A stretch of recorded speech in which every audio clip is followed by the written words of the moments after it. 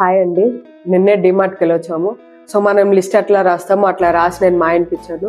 మా ఆయన ఇట్లా కాదు సిస్టమేటిక్గా ఉండాలి అని చెప్పి ఆయన రాశాడు. బ్రేక్ఫాస్ట్, లంచ్, డిన్నర్, స్నాక్స్, పూజ ఐటమ్స్ అని సపరేట్గా రాసిచ్చాడు. సో ఇదండి లిస్ట్. ఈ లిస్ట్ ప్రకారం నేను వెళ్ళి డిమార్ట్కి వెళ్ళొచ్చాము. సో ఇప్పుడు కూడా అన్ని సపరేట్ చేసి పెట్టాము.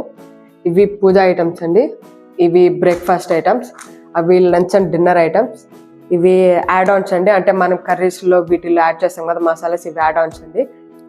ఇవి స్నాక్స్ అండి, ఈ యూటిలిటీ ఐటమ్స్ అండి, అవి టాయిలెటరీస్, అవి మిస్లీనియర్స్, ఇవి హెల్దీ ప్రోటీన్స్ అండి.